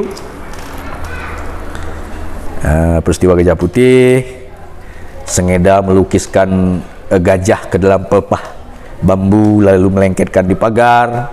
Lalu putri raja merasa tertarik karena gajah yang ada di istana itu hitam semua. Itu kok ada gajah gambarnya putih, dia minta raja. Jangan lagu situ bang, nanti agak lompat-lompat kan. Terbentuklah kerajaan Aceh. Kerajaan Aceh tadi. Kita kan berhenti di Sengeda, minta keadilan. Itu gimana ceritanya? Ini tadi. Ya peristiwa Gajah Putih itu tadi. Oh, peristiwa itu tadi, itulah peristiwa Gajah Putih. Nah, itu cerita keadilan itu tadi. Oke, siap. Jadi ini ceritanya singkat-singkat saja nih kan. Sengeda menggambarkan gajah pakai kapur, kan jadi warna putih warnanya. Dia tempelkan di pagar. Nah, putri raja minta, ayahanda kok itu ada gajah putih gambarnya, sementara gajah kita hitam semua ini. Saya mau yang itu. Itu putri raja Kesultanan Aceh. Putri raja Aceh. Johan tadi. Iya. Bukan, sudah keturunannya. Sudah keturunannya. Sudah. Tidak disebutkan memang di situ siapa nama rajanya. Tapi Raja Linga punya utusan satu di sana yang disebut dengan Datu Beru. Diplomat kerajaan. Setiap kerajaan mengutus salah satu orang diplomatnya di kerajaan Aceh. Delegasinya lah mungkin ya. Delegasi. Kerajaan Linga mendelegasikan Datu Beru. Masih keturunan Raja Linga.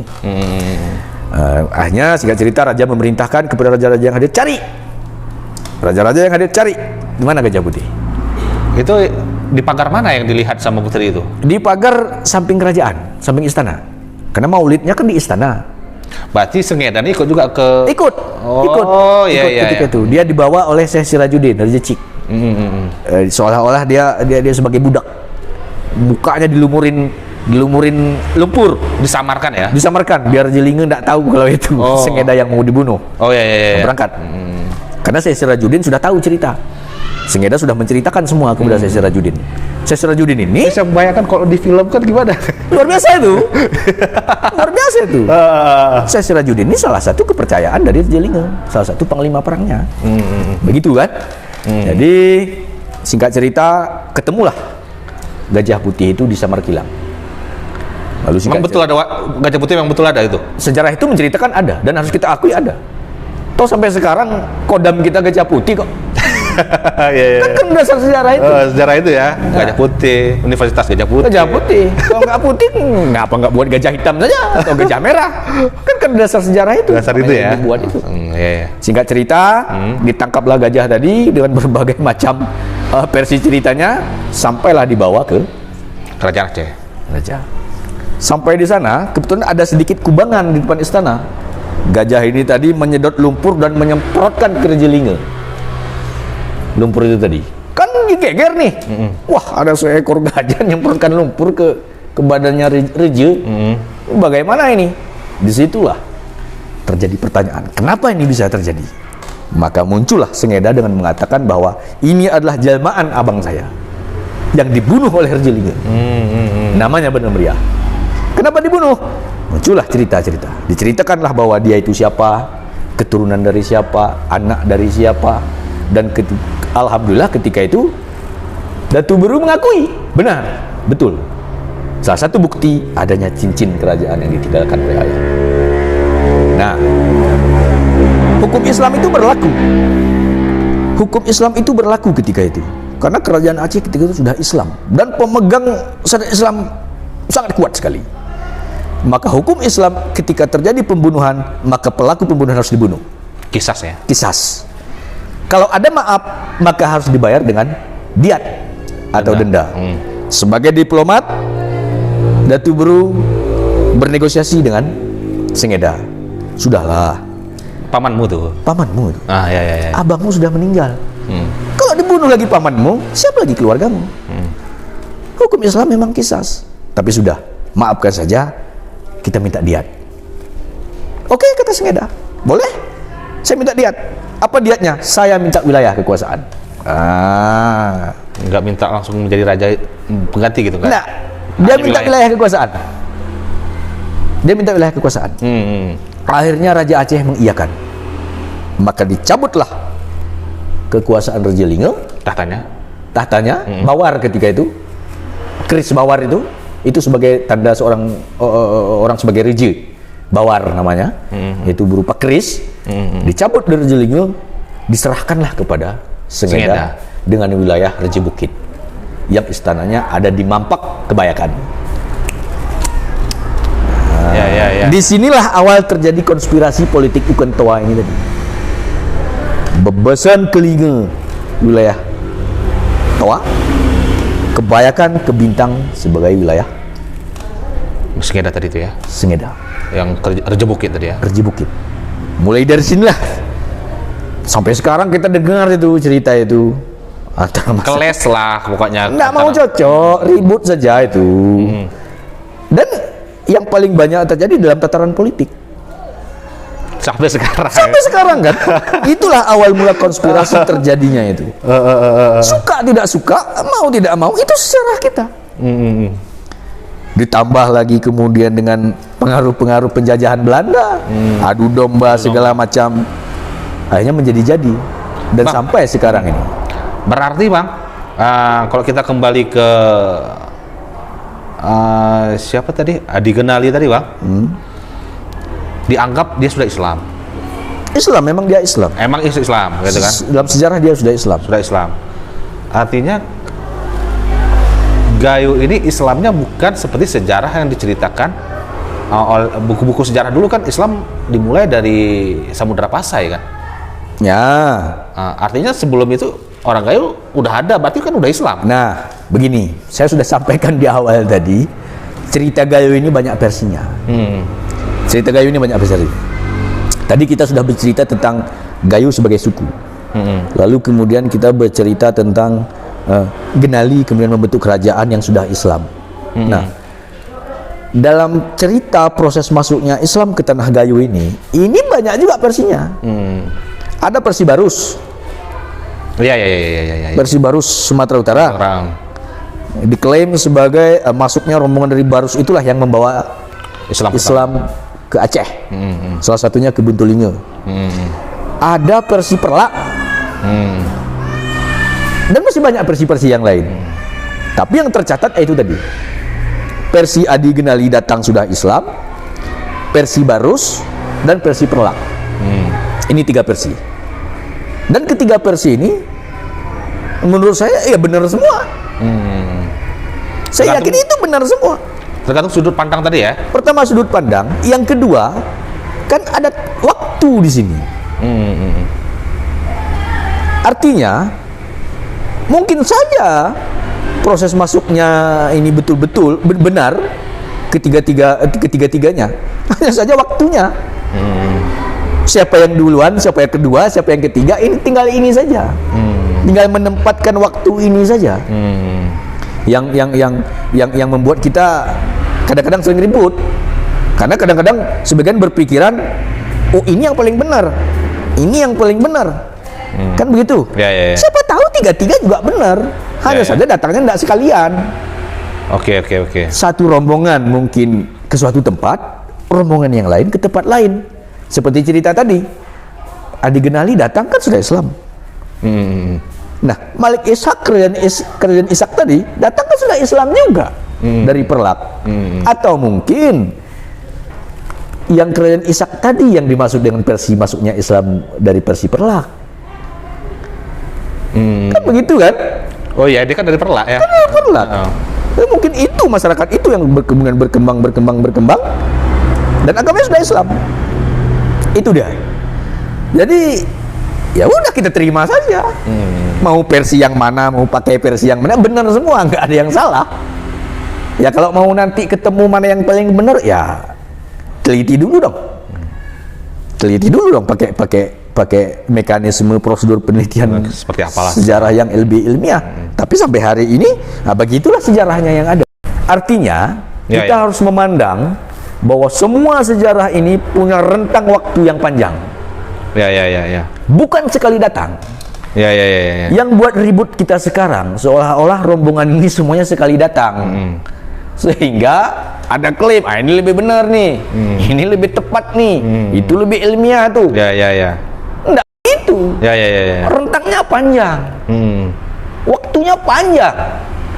Mulai dari sebelum Masehi, setelah Masehi, tambah lagi dengan pertemuan di Curug Mandalay itu tadi, itu kan belum Islam.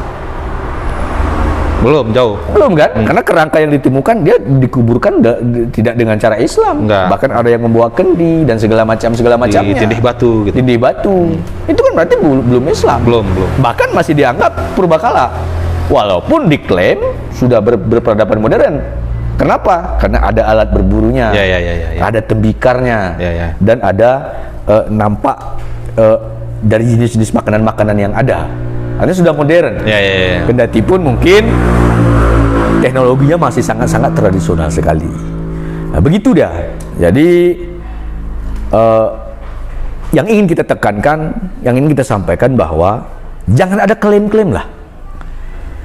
Nggak perlu ada klaim bahwa ini sejarah paling benar, ini sejarah paling tepat, ini versi paling betul. Nggak perlu. Karena faktanya gini Bang, kalau kita klaim-klaim kayak gitu, ya kamu ada missingnya juga, kisahnya kamu itu ada celahnya juga kayak gitu.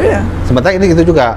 Artinya ke depan butuh yang kayak Abang bilang tadi, ya sistem penelitian sejarahnya bagaimana, mekanismenya bagaimana, untuk membuktikan bahwa ini loh yang paling benar, kira-kira seperti itu ya. Itu makanya dulu ya, saya cerita sedikit pengalaman. Bang. Ketika saya masih di Banda Aceh itu sekitar tahun 2009-2010, itu saya hidupkan kembali yang namanya Paki Gayo itu. Itu masih hidup kok orang sampai sekarang. Saya hidupkan kembali itu, diskusi-diskusi tentang sejarah-sejarah Gayo itu. Apa tadi Paki Gayo? Pameran kebudayaan Gayo. Disingkat dengan Paki Gayo. Ya. Kita buatkan forumnya, jadi forum Paki Gayo. Ya. Kenapa identik dengan pameran? Artinya, pertama memang minat masyarakat Gayo ini untuk membaca itu memang saya akui kurang sekali. Alasannya kalau kita bicara seperti dia pasti tanya ada nggak di buku? Itu pertanyaan dia kan? Kalau kita kasih bukunya juga dia nggak baca itu. Yakin nggak? Kalaupun kita sebutkan bukunya ini, pengarangnya ini, dia juga nggak akan baca. Jangankan sebut judul, kita kasih saja pun sama dia nggak baca. Ya. Jadi kita tidak paksakan dia untuk membaca. Kita yang mencari, setelah barangnya ketemu, ini kita pamerankan. Ini kita nampakkan wujud aslinya, biar dia lihat. Sifat orang Gayo seperti itu. Kalau nggak lihat nggak percaya dah. Kalau dia udah lihat, baru. Udah terbukti ya? Udah terbukti, baru dia cari. Kalau nggak mau dia, nggak mau terima dia. Sifat orang Gayo seperti itu. Jadi ketika itu saya hidupkan kembali di Banda Aceh. Ketika itu ada sekitar 8 orang anggota saya, dan semuanya mahasiswa sejarah. Mahasiswa sejarah. Mahasiswa sejarah. Kenapa? Kalau orang melakukan penelitian sejarah, tentunya kan harus punya basic pendidikan sejarah. Ya, ya. Sehingga hasil penelitiannya nanti itu bisa diakui sebagai bukti sejarah. Otentik lah ya. Otentik. Kalau saya ini tata negara dan pidana Islam. Bagaimana buat buku urusan sejarah? Nggak diterima dong.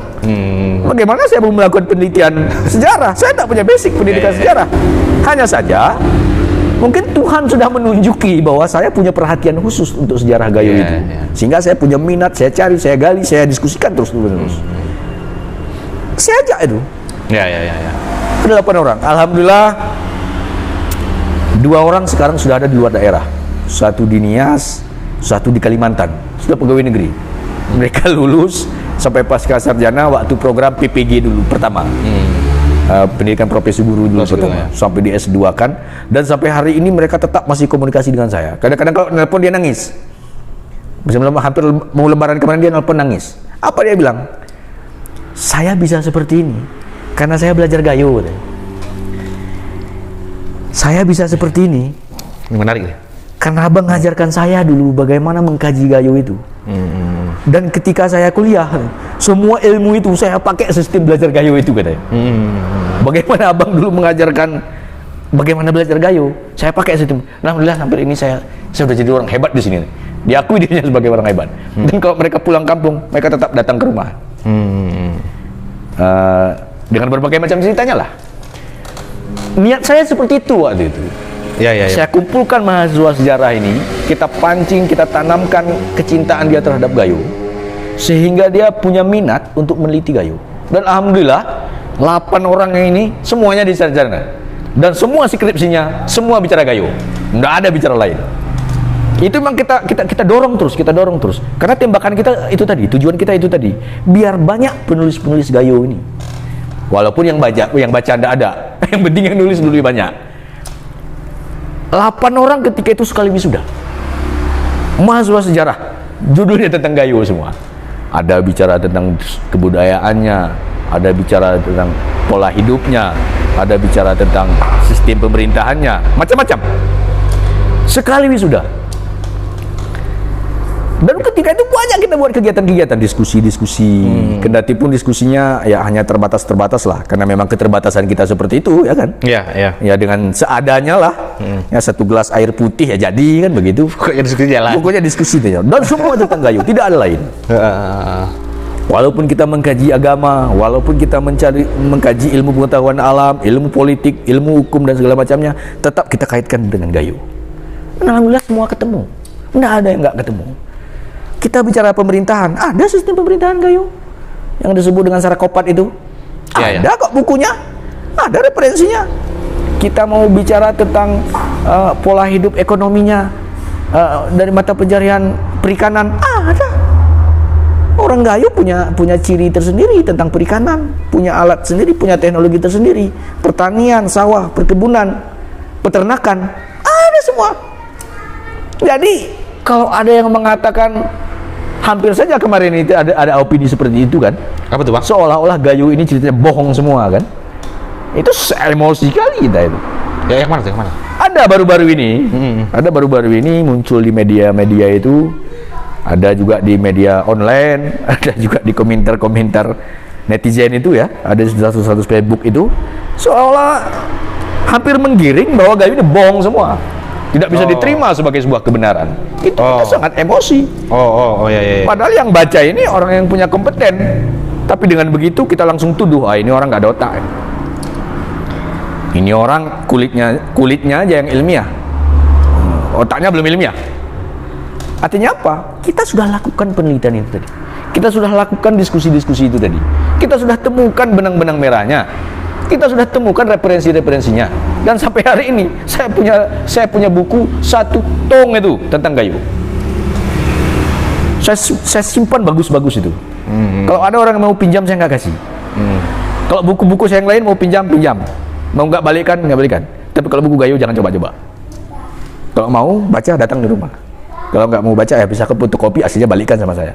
Kalau enggak, saya sangat kecewa sekali ketika ada orang pinjam buku Gayo nggak dibalikan. Kenapa? Karena bukunya itu sangat sedikit orang tulis. Langka lah ya. Langka. Maka kita tidak mau itu nanti hilang, entah rusak, entah kemana. Maka itu kita simpan bagus-bagus. Kita kasih pinjam juga tidak boleh. Itu termasuk ini juga mungkin hasil karya ilmiah kawan-kawan. Ada. Skripsi ada semua. Kita simpan semua. Wow. Ada tesis juga. Ada buku juga. Bahkan salah satu karyanya Profesor Yunus Melatoa yang etnografi budaya Malu itu, nah itu kita simpan bagus-bagus. Ya paling tidak itu sebagai warisan nanti kepada generasi ke depan bahwa ini yang sudah ada. Bagaimana mematangkannya? Itu tugas generasi sekarang sampai ke generasi ke depan nanti. Artinya jangan sampai sejarah Gayo itu, bahkan suku Gayo itu hilang sama sekali. Ya. Sekarang banyak klaim katanya bahasa Gayo itu akan hilang, suku Gayo itu akan hilang. Saya pikir itu cuma khayalan yang berlebihan saja ya. Macam mana mau hilang? Kecuali di genosida baru hilang. Kan begitu. Tapi kalau masih hidup, penuturan itu tetap masih kita pelihara, sejarah hikayat cita rakyat itu tadi masih kita akui. Saya pikir Gayo itu gak akan pernah hilang. Ya itulah pentingnya kita nih cerita seperti ini kan. Bang, berarti sejarah Gayo itu dimulai dari Adi Genali, sejak kerajaan ya, kerajaan Adi kerajaan Genali. Linge ya, Kerajaan, ya munculnya kerajaan Linge dari Adi Genali tadi ya. Ya. Sampai Sengeda tadi aja bang. Setelah itu kerajaan nggak ada lagi gitu bang. Wah, sejarah yang kita pahami, yang kita dengarkan dari leluhur kita ya seperti itu gitu bang. Bahkan dalam referensi itu disebutkan sampai Raja Linge yang ke-12 tadi. Kalau Sengeda nanti nggak disebut lagi Raja Linge. Dia udah Raja Bukit, beda tuh. Kan beda kan? Artinya Raja Linge itu kekuasaannya sudah dibelah. Sebagai diat, sebagai pengganti hukuman kisas atas dia. Sengeda minta wilayah, maka diberikanlah wilayah Bukit. Jadi Sengeda itu Raja Bukit, bukan Raja Linge. Nah, Raja Linge tetap diperintah oleh Raja Linge, tetapi kekuasaannya sebagai raja sudah lemah. Karena Bawar sebagai pertanda dia raja itu sudah dicabut dan diserahkan kepada Raja Bukit, Sengeda. Kelebihannya hanya saja dia masih punya wilayah, itu saja. Berarti wilayah pusat kekuasaan nggak lagi di Lingga gitu? Tidak lagi, sudah pindah ke Bukit. Nah, sejarah tentang Raja Bukit ini yang kemudian hilang. Oh, ya. Hilang. Tidak ada kelanjutannya. Bahkan tidak ada, belum ada sampai hari ini saya temukan catatan-catatan atau referensi-referensi yang menceritakan tentang bagaimana kerajaan Bukit itu selanjutnya. Keberlangsungan kerajaan itu ya? Keberlangsungannya itu sampai hari ini saya belum ada dapatkan. Itu termasuk yang Baluntara itu bang? Itu begitu juga. Itu hilang sama sekali. Terakhir ada dalam catatan Senok Horanya. Ada. Kita punya bukunya. Di sana ada disebutkan ada Raja Bukit, ada Raja Isyah Utama, ada Raja Linge, sudah disebutkan. Tapi begitu saya simak, ini buku ini isinya propaganda semua. Isinya propaganda. Disebutkan memang ada raja ini, ada raja ini, ada raja ini, banyak disebutkan. Tapi isinya seolah-olah raja ini ada perang saudara, ada pertengkaran akibat perebutan perempuan, perebutan harta, perebutan warisan. Kemudian itu kan sistem politik pecah belah mereka. Politik pecah belah itu tadi. Makanya di satu sisi keberadaan rejanya itu saja kita akui, tapi cerita yang di dalamnya itu tidak bisa kita akui, karena isinya lebih kepada propaganda dan adu domba, saya pikir. Ya, untuk memenangkan penjajahan lah ya. Untuk memenangkan penjajahan, karena dikisahkan bahwa ke Gayo itu Belanda masuknya belakangan ya, belakangan. Jadi kalau bicara Indonesia dijajah 3,5 abad, Gayo mungkin 50 tahun juga tidak sampai. Peristiwa Van Delen itu yang ya bisa dikatakan genocide lah. Ya begitu juga, itu juga. Karena ke Aceh saja dalam catatan Belanda itu baru berhasil masuk pada 1904. Nah, itu. Nah, 1904 Belanda baru masuk ke Aceh. Artinya baru masuk ke Banda Acehnya kan, baru masuk ke Perlaknya, mungkin ke daerah pesisirnya. Lalu kemudian mereka baru masuk ke daerah pedalaman, sehingga terjadilah pembantaian Marsuse. Maksudnya ya? Terjadilah pembantaian Marsuse, kemudian mereka masuk ke Takengon, masuk ke Gayo Luas, ke pedalaman-pedalaman yang lain. Artinya karena kita 45 sudah merdeka kan? Ya udah. Berarti kan kalau 104 masuk ke Aceh, ke 45 kan nggak sampai 50 tahun. Ya 40-an lah. 40-an lah. Ya katakanlah ke Gayo mungkin baru sekitar 30-an tahun. Begitu dah. Ya.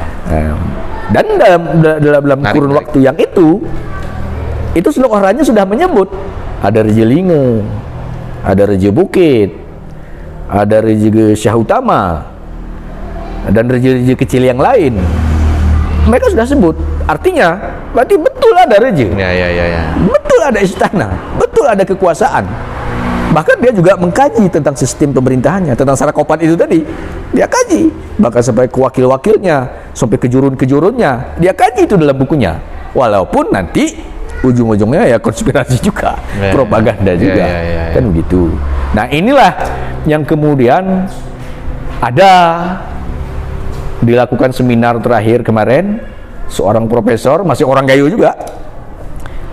Dia sebut di situ bahwa jangan anggap bahwa kemegahan Reje Linge itu seperti di sinetron-sinetron. Nah, kecewa sekali kita dengan pernyataan seperti itu ya. Artinya apa? Ya, siapa juga yang menganggap kerajaan itu seperti sinetron kan begitu. Kemegahannya seperti yang ada di sinetron, kita nggak menganggap seperti itu. Dan kenapa harus disebutkan seperti itu? Nggak perlu itu. Akui sajalah. Akui, terima sajalah bahwa ini adalah sejarah kita. Ya, kalau soal bagaimana kemegahannya, bagaimana kebesarannya, saya pikir itu soal lain ya. Itu kita nggak bicarakan itu. Nggak penting kita bicarakan itu, bagaimana kebesaran. Tempat-tempat lain juga seperti itu. Kerajaan Aceh juga seperti itu. Nggak ada dia bercerita begini, begitu, permaisurinya, selirnya, nggak ada. Kemudian raja itu duduk di sini, dikawal, dia apa, tidak menceritakan seperti itu. Artinya, janganlah digiring opini tentang sejarah ini ke hal-hal yang tidak-tidak. Satukan saja persepsi bahwa ini adalah sejarah kita. Ini adalah kekayaan kita. Walaupun nanti kita mohon kepada Allah akan ada hasil penelitian yang lebih ilmiah, tapi sejarah-sejarah ini tadi tetap harus diakui sebagai cerita rakyat yang berkembang dan harus tetap kita lestarikan. Bila perlu, tetap harus ditulis sebagai karya. Kenapa? Ya kita lihat seperti yang saya ceritakan di awal tadi, suku-suku yang lain, bagaimana mereka menuliskan cerita-cerita singkat tentang bagaimana Ciung Wanara, bagaimana Putri Hijau, bagaimana Putri Manggis telah dikatakan. Mereka ceritakan di sana sampai-sampai bagaimana Mak Lampir, bagaimana Wiru Sableng, kan begitu.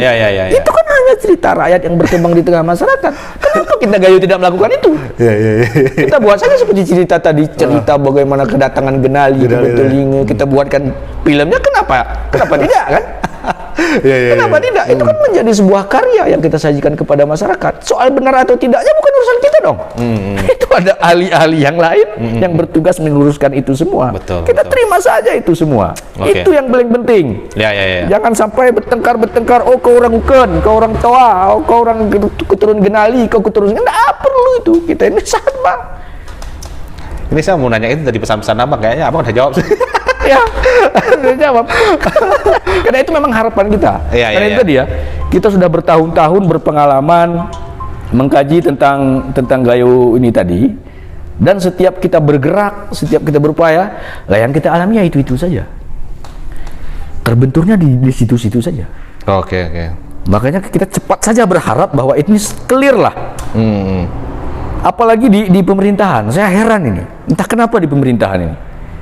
Setiap ada masuk orang mau meneliti tentang Gayo, seakan-akan dilarang tidak, tapi dibantu pun juga tidak. Ya, jangankan kita mau meneliti tentang Didong, tentang Tari Guel, tentang apa, penelitian Truk Mendali pun sampai hari ini kita belum tahu entah bagaimana.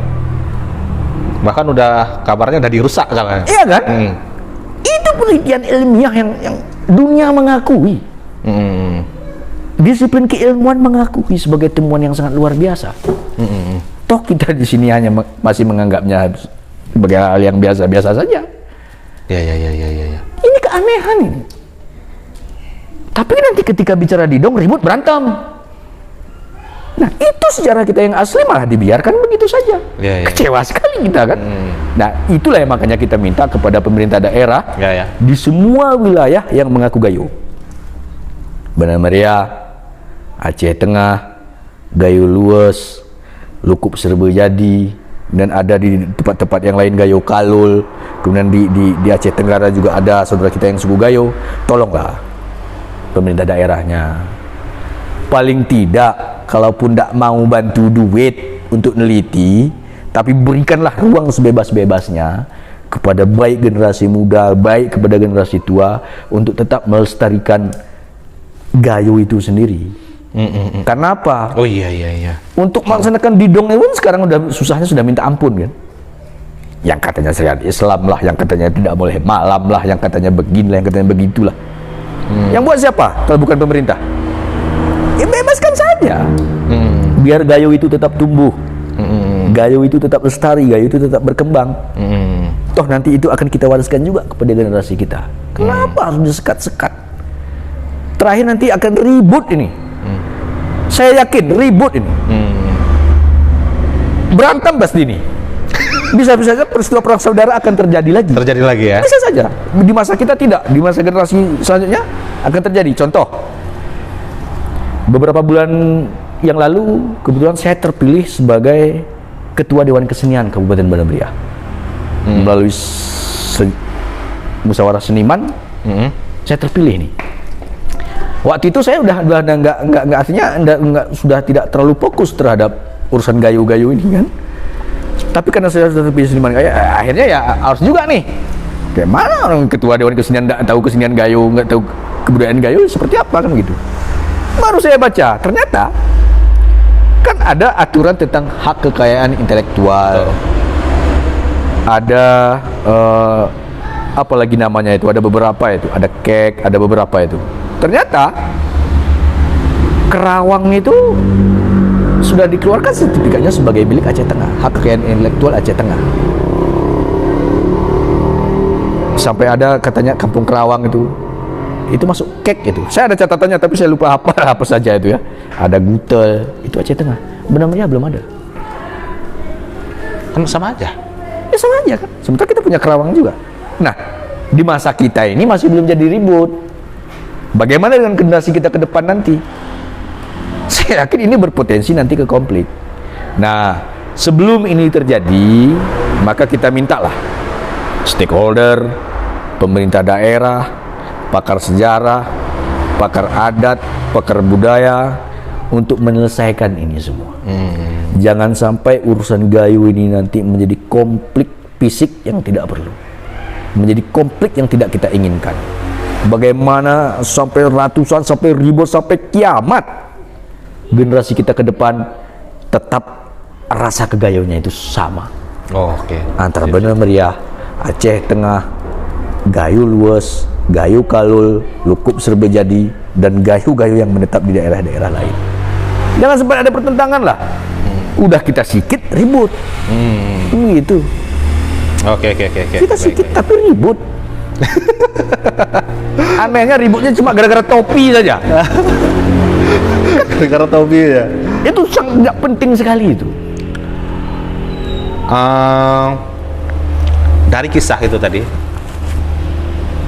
kisah Rajalinga sampai ke Sengeda tadi, apa mungkin ibrah yang bisa kita ambil, yang bisa kita terapkan di zaman sekarang? Ya, ini pertanyaan paling bagus.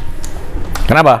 Karena saya baca itu di buku ilmu kebudayaan itu, ternyata cerita rakyat itu, hikayat itu, legenda itu, yang dinilai bukan isi ceritanya, yang dinilai adalah pesan apa yang ada di situ. Apa pesan yang ada di cerita rakyat itu? Apa pesan yang ada di kekebaran itu? Itu yang dinilai. Tidak dinilai itu asli atau palsu, tidak dinilai mistis apa ilmiah. Yang dinilai apa pesan yang ada di situ. Nggak peduli lah mahkotanya. Nggak peduli mau asli mau palsu, nggak ada urusan. Nggak ada urusan. Yang pertama yang harus kita tahu adalah harga diri itu penting. Harga diri itu penting. Jadi tidak hanya kita, semua suku seperti itu. Harga diri itu penting. Maka harga diri suku itu adalah harga diri kita sendiri. Harga diri marwah etnis itu adalah marwah kita sendiri. Kalau orang sudah katakan Gayo itu bohong, artinya kita juga bohong sebagai orang Gayo. Kalau orang nilai bahwa Gayo itu tidak punya nilai, tidak punya adat, tidak punya budaya, berarti kitalah orang yang tidak punya adat dan tidak punya budaya. Maka harga diri itu sangat penting. Maka pertahankanlah Gayo itu. Ketika Gayo itu sudah kita pertahankan, Gayo itu sudah lestari, otomatis harga diri kita sebagai orang Gayo itu akan sangat tinggi. Itu paling pertama. Yang kedua, persaudaraan itu sangat penting. Dari beberapa sejarah tentang peristiwa perang saudara antara Gayo sama Gayo, antara kerajaan-kerajaan di lingkungan kekuasaan yang ada di Gayo, itu dampaknya sangat luar biasa. Sampai-sampai kita tidak bisa buktikan kebenaran sejarah kita. Karena apa? Tidak ada peninggalan. Istana sudah terbakar. Mungkin barang-barang ketika itu sudah dirampok, sudah dicuri, sudah entah kemana-mana. Sampai hari ini belum ditemukan. Kendati pun ada yang katanya klaim disimpan katanya di Museum Belanda. Saya udah tanya sama orang Belandanya langsung. Saya pernah didatangi oleh peneliti dari Belanda tentang perkebunan teh Pan Jensen di Pondok Keramat. Saya antar keliling itu sampai ke Kanis, sampai Kisak, sampai kemana-mana. Saya tanya langsung, betul enggak? Apa katanya? Enggak ada. Yang ada ya catatan-catatan. Ketika pemerintahan Hindia Belanda itu ada di tanah Gayo, ada catatan-catatan tentang Gayo. Tapi kalau barang yang katanya bawar sudah dibawa ke museum sana, ini sudah dibawa, itu tidak ada. Saya sudah tanya sama orang Belandanya langsung. Dan kalau saya punya rezeki, saya akan datangi itu negara Belanda itu. Saya akan masuk ke Tropen Museum itu. Karena banyak di internet itu kan, katanya ada sumber dari Tropen Museum, foto tentang ini. Betul nggak di Gayo itu? Kalau ada rezeki saya mau ke sana. Saya mau lihat betul apa enggak. Pemerintah nih yang penting deh. Ya. Jangan-jangan nanti kita ini ditipu. Udah gitu kita udah ditipu, kita tipu lagi generasi selanjutnya. Salah besar kita. Betul. Harus kita cari kebenarannya itu. Mudah-mudahan ada jalannya nanti. Jadi persaudaraan itu sangat penting. Jangan ada pertengkaran antara kita sama orang Gayo. Jangan ada pertengkaran antara belah dengan belah, antara klan dengan klan, antara kampung ini dengan kampung sana perang saudara. Sampai membuat kerusakan yang besar. Jangan ada lagi. Ya. Kalau mau perang saja dengan suku yang lain. Kan begitu. Jangan sama-sama suku dong. Perang saja sama suku yang lain. Kalau memang sudah laki-laki. Kalau memang itu pun harus. Harus. Persaudaraan itu sangat penting. Yang kedua, ilmu itu sangat penting. Jadi kita doronglah generasi muda kita ini untuk ya belajarlah, membacalah, cari tahu lah. Kalau ada kesempatan menelitilah. Itu sangat penting. Jadi itu saja 3 garis besar. Kendati pun banyak penjabaran-penjabaran yang bisa kita jabarkan. Tapi ini 3 garis besar yang saya pikir kalau kita kuasai sebagai orang Gayo, saya yakin Gayo ini akan hebat.